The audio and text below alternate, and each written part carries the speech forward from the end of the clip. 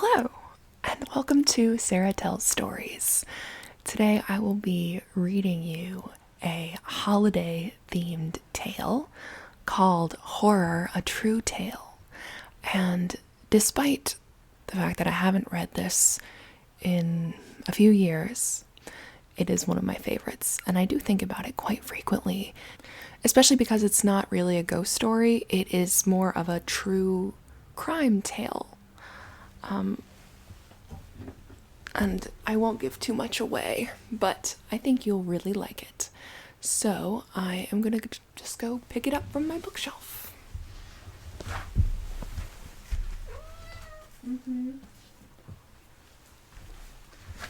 She's very fussy today.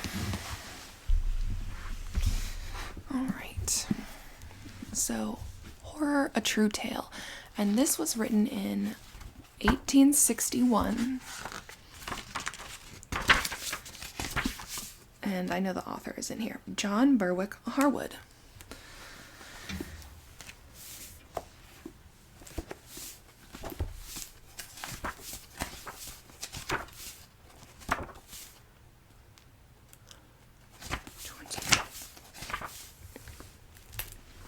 All right.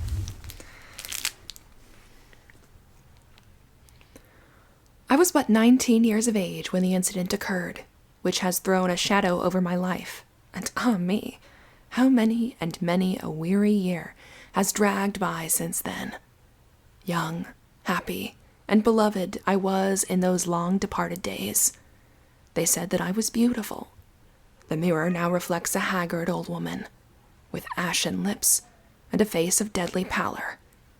But do not fancy that you are listening to a mere puling lament. It is not the flight of years that has brought me to this wreck of my former self. Had it been so, I could have borne the loss cheerfully, patiently, as the common lot of all. But it was no natural progress of decay which has robbed me of bloom, of youth, of the hopes and joys that belong to youth, snapped the link that bound my heart to another's, and doomed me to a lone old age. I try to be patient, but my cross has been heavy, and my heart is empty and weary, and I long for the death that comes so slowly to those who pray to die. I will try and relate, exactly as it happened, the event which blighted my life. Though it occurred many years ago, there is no fear that I should have forgotten any of the minutest circumstances. They were stamped on my brain too clearly and burningly, like the brand of a red-hot iron. I see them written in the wrinkles of my brow, in the dead whiteness of my hair, which was a glossy brown once, and has known no gradual change from dark to gray, from gray to white, as with those happy ones who were companions of my girlhood, and whose honored age is soothed by the love of children and grandchildren. But I must not envy them. I only meant to say that the difficulty of my task has no connection with want of memory. I remember but too well. But as I take my pen, my hand trembles, my head swims. The old rushing faintness and horror comes over me again, and the well-remembered fear is upon me. Yet I will go on. This, briefly, is my story. I was a great heiress, I believe, though I cared little for the fact, but so it was. My father had great possessions, and no son to inherit after him. His 3 daughters, of whom I was the youngest, were to share the broad acres among them. I have said, and truly, that I cared little for the circumstance, and indeed I was so rich then, in health and youth and love, that I felt myself quite indifferent to all else, and lost, as I am about to relate. Of course, we girls knew that we were heiresses, but I do not think Lucy and Minnie were any prouder or happier on that account. I know I was not. Reginald did not court me for my money. Of that I felt assured. He proved it, heaven be praised, when he shrank from my side after the change. Yes, in all my lonely age, I can still be thankful that he did not keep his word, as some would have done, did not clasp at the altar a hand he had learned to loathe and shudder at, because it was full of gold, much gold. At least he spared me that. And I know that I was loved, and the knowledge has kept me from going mad through many a weary day and restless night, when my hot eyeballs had not a tear to shed, and even to weep was a luxury denied me. Our house was an old Tudor mansion. My father was very particular in keeping the smallest peculiarities of his home unaltered. Thus, the many peaks and gables, the numerous turrets, and the mullioned windows with their quaint lozenge panes, set in lead, remained very nearly as they had been 3 centuries back. Over and above the quaint melancholy of our dwelling, with the deep woods of its park and sullen waters of the Mere, our neighborhood was thinly peopled and primitive, and the people round us were ignorant and tenacious of ancient ideas and traditions. Thus, it was a superstitious atmosphere that we children were reared in, and we heard from our infancy countless tales of horror, some mere fables, doubtless, others legends of dark deeds of the olden time, exaggerated by credulity and the love of the marvelous. Our mother had died when we were young, and our parent being, though a kind father, much absorbed in affairs of various kinds, as an active magistrate and landlord, there was no one to check the unwholesome stream of tradition with which our plastic minds were inundated in the company of nurses and servants. As years went on, however, the old ghostly tales partially lost their effects, and our undisciplined minds were turned more toward balls, dresses, and partners, and other matters airy and trivial, more welcome to our riper age. It was at a county assembly that Reginald and I first met and loved. Yes, I am sure that he loved me with all his heart. It was not as deep a heart as some, I have thought, in my grief and anger, but I never doubted its truth and honesty. Reginald's father and mine approved of our growing attachment, and as for myself, I know I was so happy then that I took back upon those fleeting moments as on some delicious dream. I now come to the change. I have lingered on my childish reminiscences, my bright and happy youth, and now I must tell the rest, the blight and the sorrow. It was Christmas, always a joyful and hospitable time in the country, especially in such an old hall as our home, where quaint customs and frolics were much clung to as part and parcel of the very dwelling itself. The hall was full of guests, so full, indeed, that there was great difficulty in providing sleeping accommodation for all. Several narrow and dark chambers in the turrets, mere pigeonholes, as we irreverently called what had been thought good enough for the stately gentlemen of Elizabeth's reign, were now allotted to bachelor visitors, after having been empty for a century. All the spare rooms in the body and wings in the hall were occupied, of course, and the servants who had been brought down were lodged at the farm and at the keeper's, so great was the demand for space. At last, the unexpected arrival of an elderly relative, who had been asked months before, but scarcely expected, had caused great commotion. My aunts were about wringing their hands distractedly. Lady Speldhurst was a personage of some consequence. She was a distant cousin, and had been for years on cool terms with us all, on account of some fancied affront or slight when she had paid her last visit, about the time of my christening. She was 70 years old. She was infirm, rich, and testy. Moreover, she was my godmother, though I had forgotten the fact, but it seemed that though I formed no expectations of a legacy in my favor, my aunts had done so for me. Aunt Margaret was especially eloquent on the subject. "There isn't a room left," she said. "Was ever anything so unfortunate? We cannot put Lady Speldhurst into the turrets, and yet where is she to sleep? And Rosa's grandmother, too, poor dear child, how dreadful! After all these years of estrangement, and with 100,000 in the funds, and no comfortable warm room at her own unlimited disposal, and Christmas of all times in the year, what was to be done?" My aunts could not resign their own chambers to Lady Speldhurst, because they had already given them up to some of the married guests.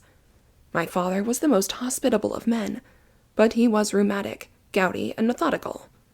His sisters-in-law dared not to propose to shift his quarters, and, indeed, he would have far sooner dinned up on prison fare than have been translated to a strange bed.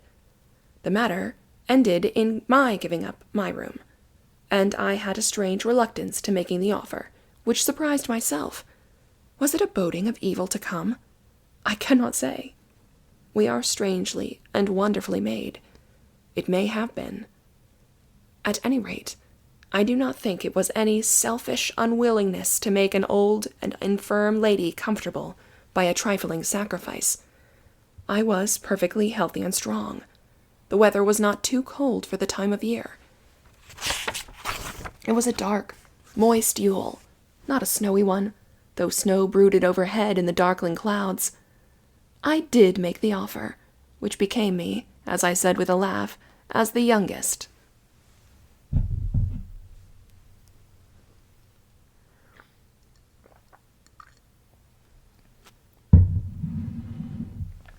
My sisters laughed, too, and made a jest of my evident wish to propitiate my godmother. "She is a fairy godmother, Rosa," said Minnie. "And you know she was affronted at your christening, and went away muttering vengeance. Here she is coming back to see you. I hope she brings golden gifts with her." I thought little of Lady Speldhurst and her possible golden gifts. I cared nothing for the wonderful fortune in the funds that my aunts whispered and nodded about so mysteriously. But since then, I have wondered whether, had I showed myself peevish or obstinate, had I refused to give up my room for the expected kinswoman, it would not have altered the whole of my life. But then, Lucy or Minnie would have offered in my stead, and been sacrificed. What do I say? Better that the blow should have fallen as it did, than on those dear ones. The chamber to which I was removed was a dim little triangular room in the western wing, and was only to be reached by traversing the picture gallery, or by mounting a little flight of stone stairs, which led directly upward from the low brooched arch of a door that opened in the garden. There was one more room on the same landing space, and this was a mere receptacle for broken furniture, shattered toys, and all the lumber that will accumulate in a country house. The room I was to inhabit for a few nights was a tapestry-hung apartment, with faded green curtains of some costly stuff, contrasting oddly with a new carpet and the bright, fresh hangings of the bed, which had been hurriedly erected. The furniture was half old, half new, and on the dressing-table stood a very quaint oval mirror, in a frame of black wood, unpolished ebony, I think. I can remember the very pattern of the carpet, the number of chairs, the situation of the bed, the figures on the tapestry. Nay, I can recollect not only the color of the dress I wore on the fated evening, but the arrangement of every scrap of lace and ribbon, every flower, every jewel, with a memory but too perfect. Scarcely had my maid finished spreading out my various articles of attire for the evening, where there was to be held a great dinner party, but when the rumble of a carriage announced that Lady Speldhurst had arrived. The short winter's day drew to a close, and a large number of guests were gathered together in the ample drawing-room, around the blaze of the wood fire after dinner. My father, I recollect, was not with us at first. There were some squires of the old, hard-riding, hard-drinking stamp still lingering over their port in the dining-room, and the host, of course, could not leave them. But the ladies and all the younger gentlemen, both those who slept under our roof and those who would have a dozen miles of fog and mire to encounter on their road home, were all together. Need I say that Reginald was there? He sat near me, my accepted lover, my plighted future husband. Need I say that Reginald was there? We were to be married in the spring. My sisters were not far off. They, too, had found eyes that sparkled and softened in meeting theirs, had found hearts that beat responsive to their own, and, in their cases, no rude frost nipped the blossom ere it became the fruit. There was no canker in their flowerets of young hope, no cloud in their sky. Innocent and loving, they were beloved by men worthy of their esteem. The room, a large and lofty one, with an arched roof, had somewhat of a somber character, from being wainscoted and ceiled with a polished black oak of great age. There were mirrors, and there were pictures on the walls, and handsome furniture, and marble chimney-pieces and a gay Tournay carpet, but these merely appeared as bright spots on the dark background of the Elizabethan woodwork. Many lights were burning, but the blackness of the walls and roof seemed absolutely to swallow up their rays, like the mouth of a cavern. 100 candles could not have given that apartment the cheerful lightness of a modern drawing-room, but the gloomy richness of the panels matched well with the ruddy gleam of the enormous wood fire, in which, crackling and glowing, now lay the mighty Yule log. Quite a blood-red luster poured forth from this fire, and quivered on the walls and the groined roof. We had gathered around the vast antique hearth in a wide circle. The quivering light of the fire and candles fell upon us all, but not equally, for some were in shadow. I still remember how tall and manly and handsome Reginald looked that night, taller by the head than any there, and full of high spirits and gaiety. I, too, was in the highest spirits. Never had my bosom felt lighter, and I believe it was my mirth that gradually gained the rest, for I recollect what a blithe, joyous company we seemed. All save one. Lady Speldhurst, dressed in grey silk and wearing a quaint headdress, sat in her armchair, facing the fire, very silent, for her hands and sharp chin propped on a sort of ivory-handled crutch that she walked with, for she was lame, peering at me with half-shut eyes.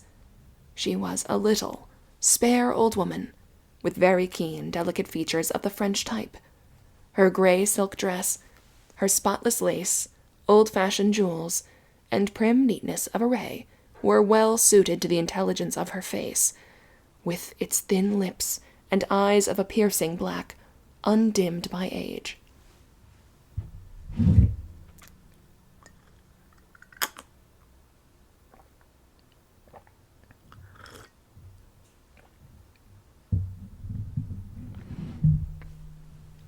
Those eyes made me uncomfortable, in spite of my gaiety, as they followed my every movement with curious scrutiny. Still, I was very merry and gay, and my sisters wondered at my ever-ready mirth, which was almost wild in its excess. I have heard, since then, of the Scottish belief that those doomed to some great calamity become fey, and are never so disposed for merriment and laughter as just before the blow falls. If ever mortal was fey, then I was so on that evening. Still, though I strove to shake it off, the pertinacious observation of old Lady Spelhurst's eyes did make an impression on me of a vaguely disagreeable nature. Others, too, noticed her scrutiny of me, but set it down as a mere eccentricity of a person always reputed whimsical, to say the least of it. However, this disagreeable sensation lasted but a few moments. After a short pause, my aunt took her part in the conversation, and we found ourselves listening to a weird legend, which the old lady told exceedingly well. One tale led to another. Everyone was called on in turn to contribute to the public entertainment, and story after story, always relating to demonology and witchcraft, succeeded.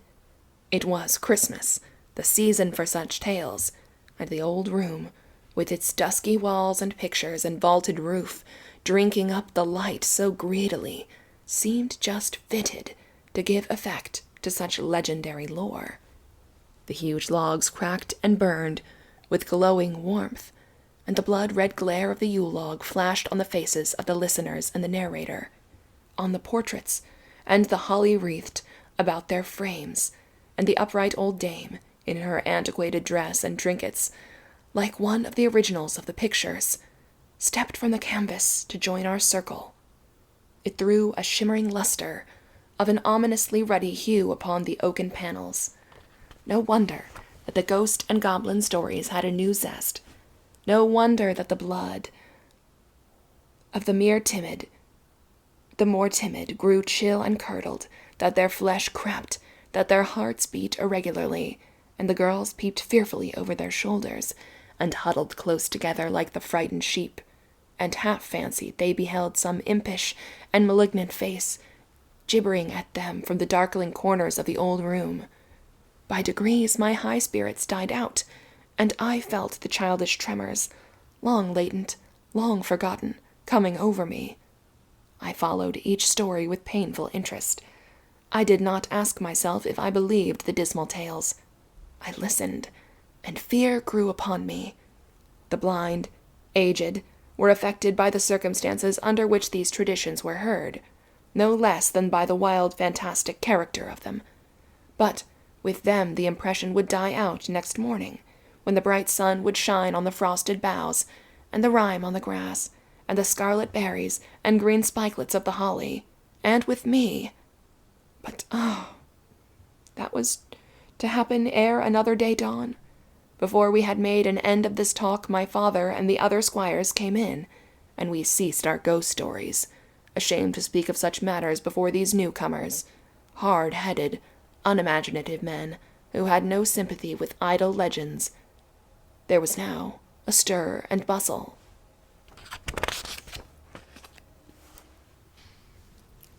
Servants were handing round tea and coffee and other refreshments. There was a little music and singing. I sang a duet with Reginald, who had a fine voice and good musical skill.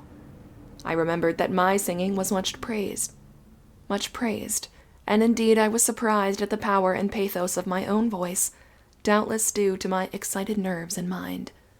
Then I heard someone say to another that I was by far the cleverest of the squire's daughters, as well as the prettiest. It did not make me vain. I had no rivalry with Lucy and Minnie, but Reginald whispered some soft, fond words in my ear a little before he mounted his horse and set off homeward, which did make me happy and proud, and to think that the next time we met, but I forgave him long ago. Poor Reginald! And now shawls and cloaks were in request, and carriages rolled up to the porch, and the guests gradually departed.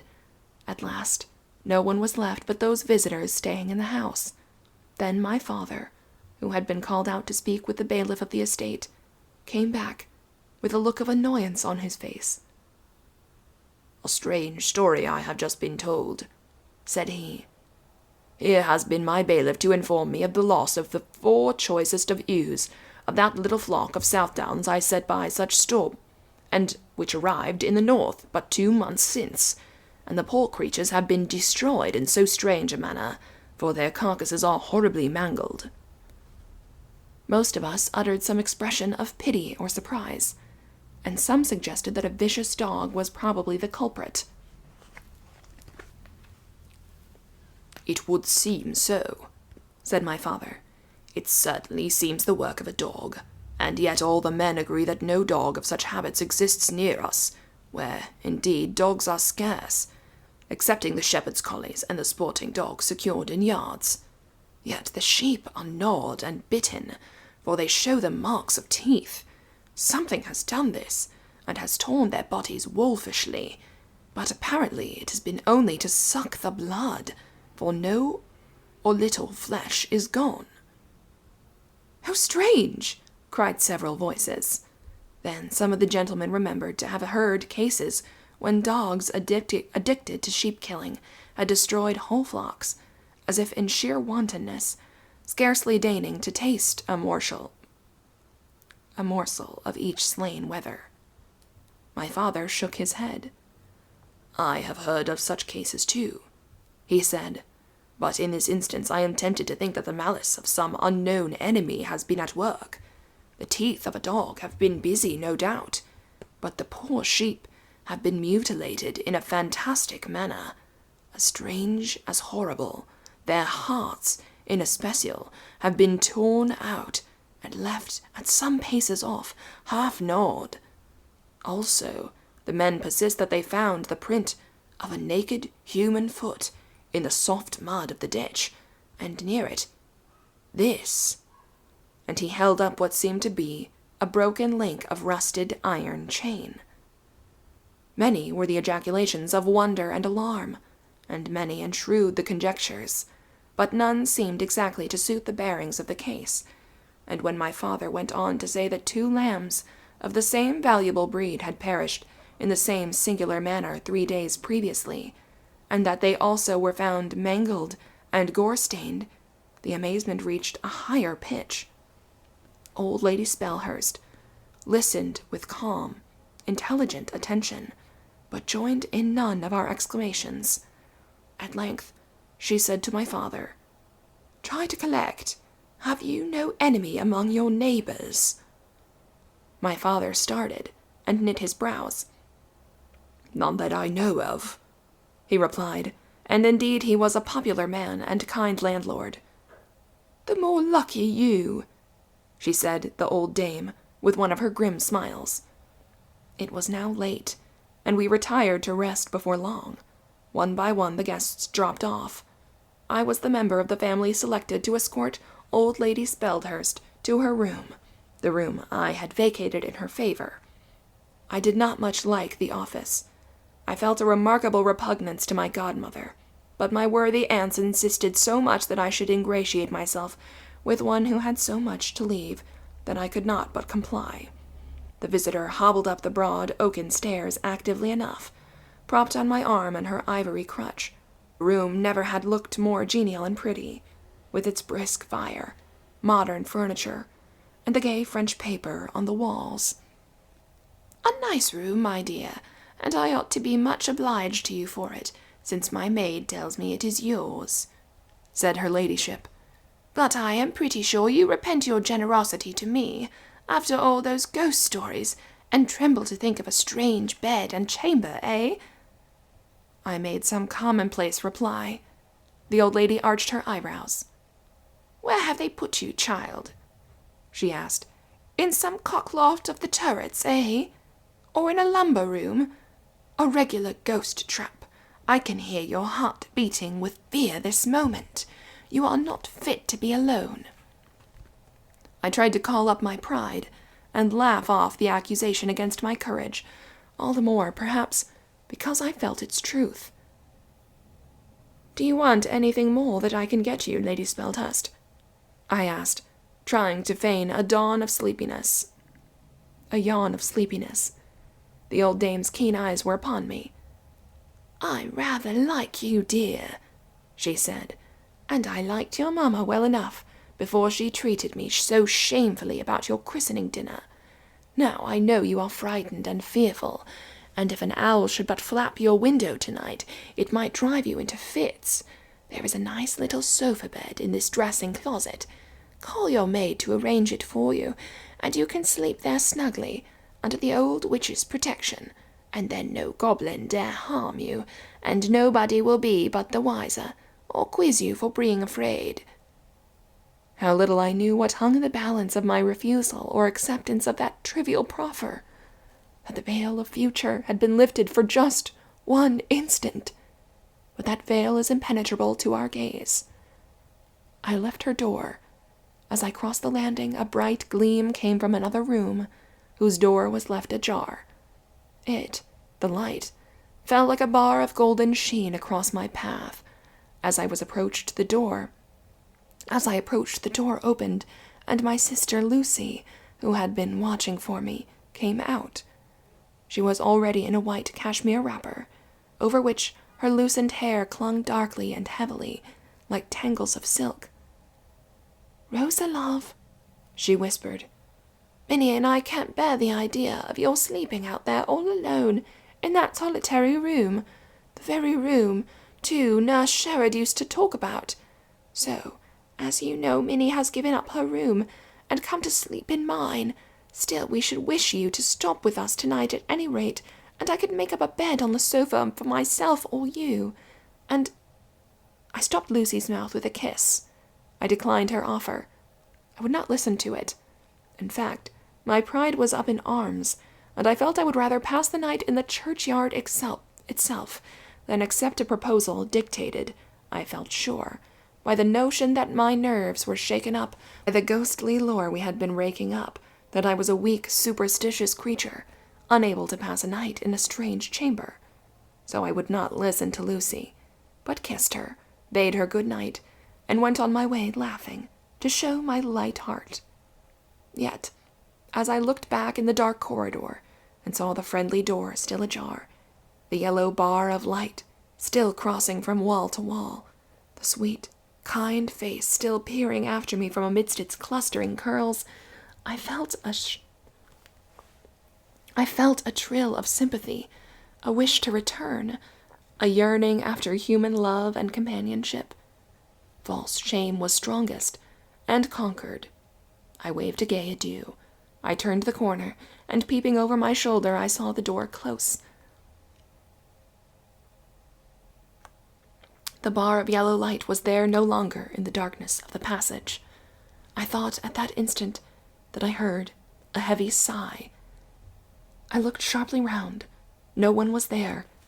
The door was open, yet I fancied with a wonderful vividness, that I did hear an actual sigh, breathed not far off, and plainly distinguishable from the mortal's good angel, had cause to sigh for sorrow, not sin, mine had cause to mourn that night. But imagination plays us tricks, and my nervous system was not over-composed or very fitted for judicial analysis. I had to go through the picture gallery. I had never entered this apartment by candlelight before, and I was struck by the gloomy array of the tall portraits, gazing moodily from the canvas on the lozenge-paned or painted windows, which rattled to the blast as it swept howling by. Many of the faces looked stern and very different from their daylight expressions. In others, a furtive, flickering smile seemed to mock me as my candle illuminated them, and in all, the eyes, as usual with artistic portraits, seemed to follow my motions with a scrutiny and interest that more marked for the apathetic immovability of the other features. I felt ill at ease under this stony gaze, though conscious how absurd my apprehensions, and I called up a smile and air of mirth, more as acting if apart under my eyes of human beings than of their mere shadows on the wall. I even laughed as I confronted them. No echo had my short-lived laughter, but from the hollow of armor and arching roof, and I continued on my way in silence. By a sudden and not uncommon revulsion of feeling, I shook off my aimless terrors, blushed at my weakness, and sought my chamber only too glad that I had been only the witness of my late tremors, As I entered my chamber, I thought I heard something stir in the neglected lumber room, which was the only neighboring apartment. But I was determined to have no more panics, and resolutely shut my eyes to the slight and transient noise, which had nothing unnatural in it, for surely, between rats and wind, an old manor house on a stormy night needs no sprites to disturb it. So I entered my room, and rang for my maid. And, as I did, I so looked around me, and most unaccountable repugnance to the temporary abode came over me, in spite of my efforts. It was no more to be shaken off than a chill is to be shaken off when we enter some damp cave. And, rely upon it, the feeling of dislike and apprehension with which we regard, at first sight, certain places and people, was not implanted in us without some wholesome purpose. I grant it is rational, mere animal instinct, but is not instinct God's gift, and is it for us to despise it? It is by instinct that children know their friends from their enemies, that they distinguish with such unerring accuracy between those who like them and those who only flatter them and hate them. Dogs do the same. They will fawn on one person, they slink, snarling from another. Show me a man whom children and dogs shrink from, and I will show you a false bad man. Lies on his lips, and murder at his heart. None, no, let none despise the heaven-sent gift of innate antipathy, which makes the horse quail when the lion crouches in the thicket, which makes The cattle scent the shambles from afar, and low in terror and disgust as their nostrils snuff the blood-polluted air. I felt this antipathy strongly as I looked around me in my new sleeping room, and I looked to find no reasonable pretext for my dislike. A very good room it was, after all, now that the green damask curtains were drawn, and the fire burning bright and clear, candles burning on the mantelpiece, and the very familiar articles of toilet arranged as usual. The bed, too, looked peaceful and inviting. A pretty little white bed, not at all the gaunt, funereal sort of couch which haunted apartments generally contain. My maid entered, and assisted me to lay aside the dress and ornaments I had worn, and arranged my hair, as usual, prattling in Abigail fashion. I seldom cared to converse with servants, but on that night a sort of dread of being left alone, a longing to keep some human being near possessed me, and I encouraged the girl to gossip, so that her duties took her half an hour longer to get through them as usual. At last, however, she had done all that could be done, and all my questions were answered, and my orders for the morrow reiterated and vowed obedience to, and the clock on the turret struck 1. Then Mary, yawning a little, asked if I wanted anything more, and I was obliged to answer no, for the very shame's sake, and she went. The shutting of the door, gently as it was closed, affected me unpleasantly. I took a dislike to the curtains, the tapestry, the dingy pictures, everything. I hated the room. It felt a temptation to put on a cloak, run, half-dressed to my sister's chamber, and say I had changed my mind and come for shelter. But they must be asleep, I thought, and I could not be so unkind as to wake them. I said my prayers, with usual earnestness and a heavy heart. I extinguished the candles, and was just about to lay my head on my pillow, when the idea seized me that I would fasten the door.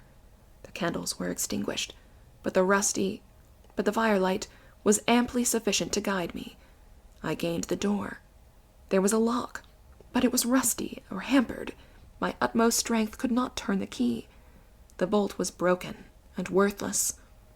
Balked of my intention, I consoled myself by remembering that I had never had need of fastenings yet, and returned to my bed. I lay awake for a good while, watching the glow of the burning coals in the grate. It was quiet now, and I was more composed. Even the light gossip of the maid, full of petty human cares and joys, had done me good, diverted my thoughts from brooding. I was on the point of dropping asleep, when I was twice disturbed. Once, by an owl, hooting in the ivy outside. No unaccustomed sound, but harsh and melancholy. Once, by a long and mournful howling set up by the mastiff, chained in the yard beyond the wing I occupied. A long, drawn, lugubrious howling was this latter, and much such a note as the vulgar declared to herald a death in the family.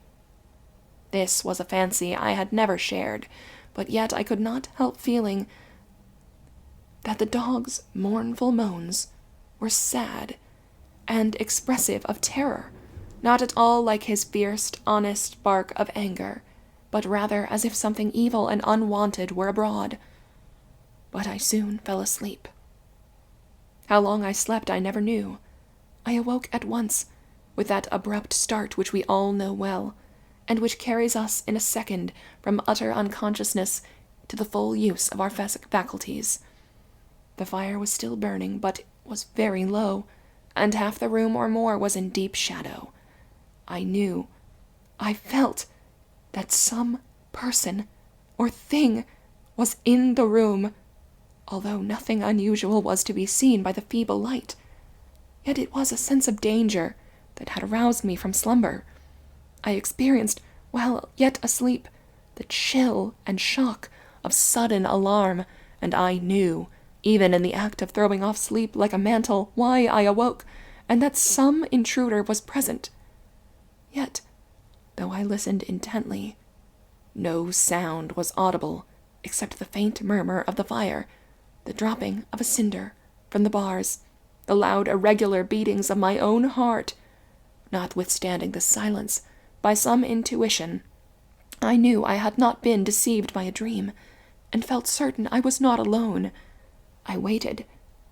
My heart beat on. Quicker, more sudden, grew its pulsations, as a bird in a cage might flutter in the presence of the hawk. And then I heard a sound, faint but quite distinct, the clank of iron, the rattling of a chain. I ventured to lift my head from the pillow. Dim and uncertain as the light was, I saw the curtains of my bed shake and caught a glimpse of something beyond, a darker spot in this darkness. This confirmation of my fears did not surprise me so much as it shocked me. I strove to cry aloud, but could not utter a word. The chain rattled again, and this time the noise was louder and clearer. But though I strained my eyes, they could not penetrate the obscurity that shrouded the other end of the chamber, whence came the sullen clanking. In a moment, several distinct trains of thought, like many-colored strands of thread twining into one, became palpable to my mental vision. Was it a robber? Could it be a supernatural visitant? Or was I the victim of a cruel trick, such as I had heard of, and which some thoughtless persons love to practice on the timid, reckless of its dangerous results? And then a new idea, with some ray of comfort in it, suggested itself. There was a fine young dog of the Newfoundland breed, a favorite of my father's, which was usually chained by night in an outhouse. Neptune might have broken loose, found his way to my room, and finding the door imperfectly closed, have pushed it open and entered. I breathed more freely, as this harmless interpretation of the noise forced itself upon me. It must be, the dog, and I was distressing myself uselessly. I resolved to call him. I strove to utter his name. Neptune, Neptune! But a secret apprehension restrained me, and I was mute. Then the chain clanked nearer and nearer to the bed, and presently I saw a dusky, shapeless mass appear between the curtains on the opposite side to where I was lying. How I longed to hear the whine of the poor animal that I hoped might be the cause of my alarm, but no, I heard the sound save the rustle of the curtains and the clash of the iron chains. Just then, the dying flame of the fire leaped up, and with one sweeping, hurried glance, I saw that the door was shut. And horror! It is not the dog. It is the semblance of a human form that now throws itself heavily on the bed outside the clothes, and lies there, huge and swart, in the red gleam that treacherously died away after showing so much to affright, and sinks into the dull darkness. There was now no light left. Through the red cinders yet glowed with a ruddy gleam like the eyes of wild beasts. The chain rattled no more. I tried to speak, to scream wildly for help. My mouth was parched. My tongue refused to obey. I could not utter a cry, and indeed, who could have heard me, alone as I was in that solitary chamber, with no living neighbor, and the picture gallery between me and any aid that the loudest, most piercing shriek could summon? And the storm that howled without would have drowned my voice, even if help had been at hand. To call aloud, to demand who was there, alas, how useless, how perilous! If the intruder were a robber, my outcries would goad him to fury. But what robber would act thus? As for a trick, that seemed impossible. Yet what lay by my side, now wholly unseen? I strove to pray aloud, as there rushed on my memory a flood of weird legends, the dreaded yet fascinating lore of my childhood. I had heard and read of the spirits of the wicked men, forced to revisit the scenes of their earthly crimes, of demons that lurked in certain accursed spots, of the ghoul and vampire of the East, stealing amidst the graves that rifled for their ghostly banquets. And then I shuddered as I gazed on the blank darkness where I knew it lay. It stirred. It moaned hoarsely. And again I heard the chain clank close beside me, so close it must have almost touched me. I drew myself from it, shrinking away in loathing and terror of the evil thing, what I knew not, but felt that something malignant was near. And yet, in the extremity of my fear, I dared not speak. It was strangely cautious to be silent, even in moving farther off, for I had a wild hope that it, the phantom, the creature, whichever it was, had not discovered my presence in the room. And then I remembered the events of that night, Lady Speldhurst's ill-omened vaticinations, her half-warnings, her singular look as we parted, my sister's persuasions, my terror in the gallery, my remark that this was the one room Nurse Sherard used to talk of. And then memory, stimulated by fear, recalled the long-forgotten past, the ill repute of this disused chamber, the sins it had witnessed, the blood spilled, the poison administered by unnatural hate within its walls, and the tradition which called it haunted. The green room.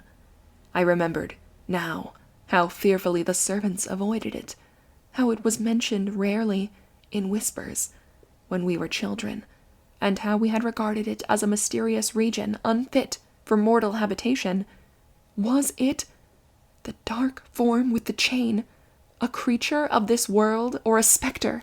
And again, more dreadful still, could it be that the corpse of wicked men were forced to rise and haunt in the body of the places where they had wrought their evil deeds? And was such as these my grisly neighbor? The chain faintly rattled. My hair bristled. My eyeballs seemed starting from their sockets. The damps of a great anguish were on my brow. My heart labored, as if I were crushed beneath some vast weight. Sometimes it appeared to stop its frenzied beatings. Sometimes its pulsations were fierce and hurried. My breath came short, and with extreme difficulty, as I shivered as if with cold. Yet I feared to stir. It moved.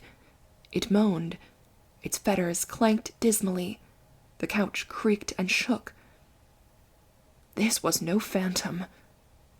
Then, no air-drawn spectre, but its very solidity, its palpable presence, were 1,000 times more terrible. I felt that I was in the very grasp of what I could not only affright but harm, of someone, something whose contact sickened the soul with deathly fear. I made a desperate resolve. I glided from the bed, I seized a warm wrapper, threw it around me, and tried to grope with extended hands my way to the door. My heart beat high at the hope of escape, but I had scarcely taken one step before the moaning was renewed. It changed into a threatening growl that would have suited a wolf's throat, and a hand clutched at my sleeve. I stood motionless. The muttering growl sank to a moan again. The chain sounded no more. But still the hand held its gripe of my garment, and I feared to move. It knew of my presence, then. My brain reeled. The blood boiled in my ears, and my knees lost all strength, while my heart panted like that of a deer in the wolf's jaws. I sank back, and the benumbing influence of excessive terror reduced me to a state of stupor.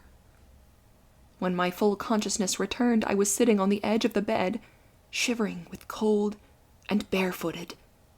All was silent, but I felt that my sleeve was still clutched by my unearthly visitant. The silence lasted a long time. Then followed a chuckling laugh that froze my very marrow, and the gnashing of teeth as in a demonic frenzy, and then a wailing moan, and this was succeeded by silence. Hours must have passed, Nay, though the tumult of my own heart prevented my hearing the clock strike, must have passed. But they seemed ages to me. And how were they passed? Hideous visions passed before the aching eyes that I dared not close, but which gazed ever into the dumb darkness where it lay, my dread companion through the watches of the night. I pictured it in every abhorrent form which its excited fancy could summon up, now as a skeleton, with hollowed eye-holes and grinning fleshless jaws, now as a vampire, with livid face and bloated form, and dripping mouth wet with blood. Would it ever be light? And yet, when day should dawn, I should be forced to see it face to face. Had I heard that spectre and fiend were compelled to fade as morning brightened, but this creature was too real, too foul a thing of earth, to vanish at cock-crow. No, I should see it, the horror, face to face. And then the cold prevailed, and my teeth chattered, and shiverings ran through me, and yet there was the damp of agony on my bursting brow. Some instinct made me snatch at a shawl or cloak that lay on a chair within reach, and wrap it round me. The moan was renewed, and the chain just stirred.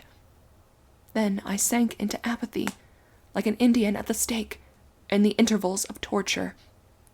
Hours fled by, and I remained like a statue of ice, rigid and mute. I even slept, for I remember that I started to find the cold gray light of an early winter's day was on my face and stealing around the room from between the heavy curtains of the window. Shuddering, but urged by the impulse that rivets the gaze of the bird upon the snake, I turned to see the horror of the night. Yes, it was no fevered dream, no hallucination of sickness, no airy phantom unable to face the dawn. In the sickly light I saw it lying on the bed, with its grim head on the pillow. A man? Or a corpse, arisen from its unhallowed grave, and awaiting the demon that animated it? There it lay, a gaunt, gigantic form, wasted to a skeleton, half-clad, foul with dust and clotted gore, its huge limbs flung upon the couch as if at random, its shaggy hair streaming over the pillows like a lion's mane. His face was toward me.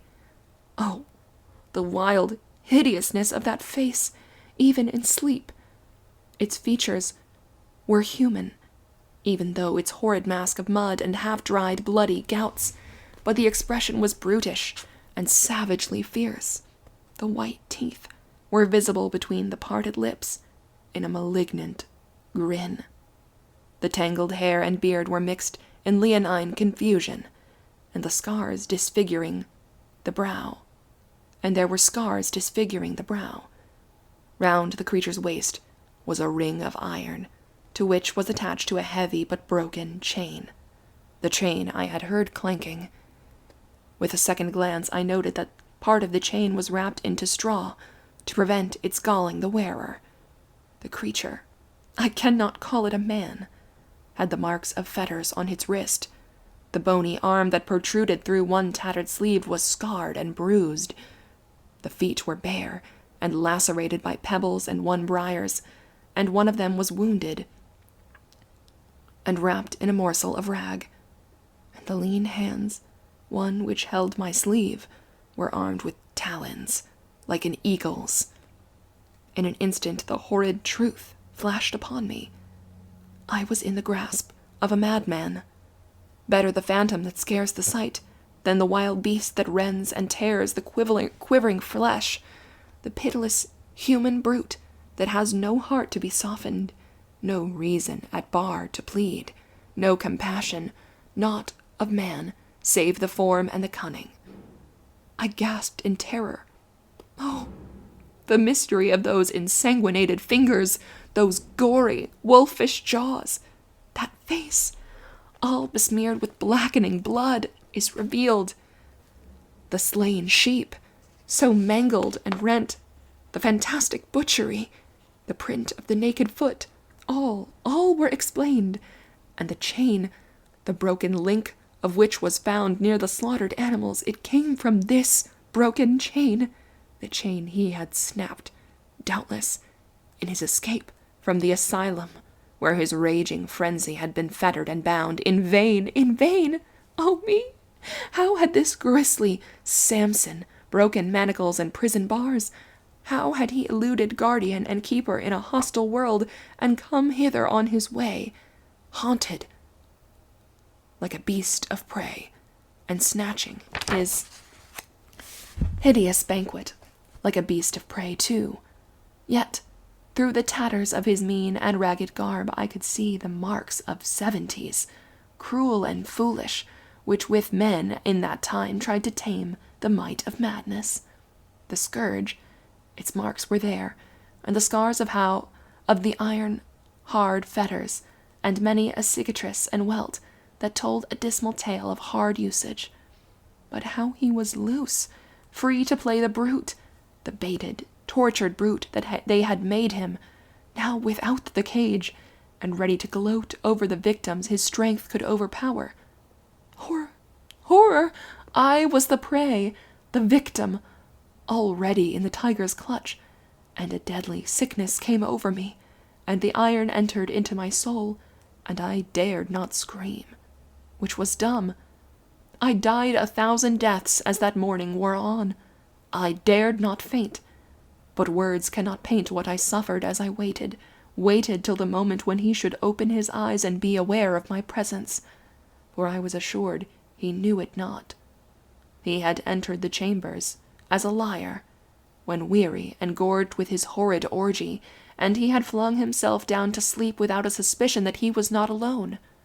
Even his grasping my sleeve was doubtless an act done betwixt sleeping and waking, like his unconscious moans and laughter in some frightful dream. Hours went on. Then I trembled, as I thought that soon the house would be astir, that my maid would come and call me as usual and awake that ghastly sleeper. And might he not have time to tear me as he tore the sheep, before any aid could arrive? At last, what I dreaded came to pass. A light footstep on the railing. There is a tap at the door. A pause succeeds, and then the tapping is renewed, and this time more loudly. Then the madman stretched his limbs, and uttered his moaning cry, and his eyes slowly opened. The very slowly only opened and met mine. The girl waited a mere ere she knocked for the 3rd time. I trembled, lest she should open the door unbidden, see that grim thing, and bring about the worst. I saw the wondering surprise in his haggard, bloodshot eyes. I saw him stare at me half vacantly, then with a crafty yet wondering look, and then I saw the devil of murder begin to peep forth from those hideous eyes, and the lips to part as in a sneer, and the wolfish teeth to bare themselves. But I was not what I had been. Fear gave me a new and desperate composure, a courage foreign to my nature. I had heard of the best method of managing the insane. I could but try. I did try. Calmly, wondering at my own feigned calm, I fronted the glare of those terrible eyes. Steady and undaunted was my gaze, motionless my attitude. I marveled at myself, but in that agony of sickening terror I was outwardly firm. They sink, they quail, abashed, those dreadful eyes, before the gaze of a helpless girl, and the shame that is never absent from insanity bears down the pride of strength, the bloody cravings of the wild beast. The lunatic moaned, and drooped his shaggy head between his gaunt, squalid hands. I lost not an instant. I rose, and with one spring reached the door, tore it open, and with a shriek rushed through, caught the wondering girl by the arm, and crying to her to run for her life, rushed like the wind along the gallery, down the corridor, down the stairs. Mary's screams filled the house as she fled beside me. I heard a long-drawn, raging cry, the roar of a wild animal mocked of its prey, and I knew what was behind me. I never turned my head. I flew rather than ran. I was in the hall already. There was a rush of many feet, an outcry of many voices, a sound of scuffling feet and brutal yells and oaths and heavy blows. And I fell to the ground crying, "Save me!" and lay in a swoon. I awoke from a delirious trance. Kind faces were around my bed. Loving looks were bent on me by all, and my dear father and dear sisters. But I scarcely saw them before I swooned again. When I recovered from that long illness, through which I had been nursed so tenderly, the pitying looks I met made me tremble. I asked for a looking-glass. It was long denied me, but importunity prevailed at last. A mirror was brought. My youth was gone at one fell swoop. The glass showed me a livid and haggard face, blanched and bloodless as one who sees a spectre, and the ashen lips and wrinkled brow and dim eyes. I could trace nothing of my old self. The hair, too, jetty and rich before, was now white as snow, and in one night the ravages of half a century had passed over my face. Nor have my nerves ever recovered from their tone after that dire shock. Can you wonder that my life was blighted, that my lover shrank from me? So sad a wreck was I. I am old now, old and alone. My sisters would have had me live with them, but I chose not to sadden their genial homes with my phantom face and dead eyes. Reginald married another. He has been dead many years. I never ceased to pray for him, though he left me when I was bereft of all. The sad weird is nearly over now. I am old and near the end and wishful for it. I have not been bitter or hard, but I cannot bear to see many people, and I am best alone.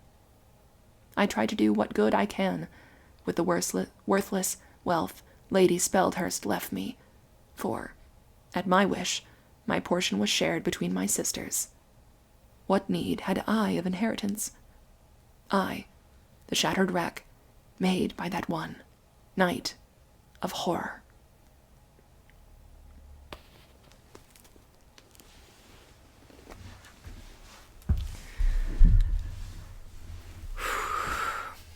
That was Horror, a True Tale. And if you don't mind my rambling for a moment, first of all, I love that story. I think that it perfectly sets you up to think that it's going to be a ghost story, and your mind wanders where her mind wanders. Like, what could it possibly be? What is that? And then the fact that it is a real person makes it, first of all, a very shocking twist, because I think ghost stories were very popular around this time, and then also so much really more terrifying as she waits for him to wake up and she has no way out of this situation. It is pretty frustrating, however, that she's not a very strong character. I would joke that this is a woman written by a man. She certainly could have tried to get away in a different manner. But also, honestly, like, if I was in that situation, I don't know what I would have done. But she faints like 4 times, so that's of the time, I guess. I love the winter. I love this time of year because it makes me just want to curl up by the fire and read a ghost story. So I have been absent for a long while because I've been narrating audiobooks, but I'm excited to do some more of these because the season has really gripped me. So I hope you enjoyed Horror, a True Tale. If you could hear my stomach rumbling, I apologize. Or my cat yelling, also apologize. And thank you for listening.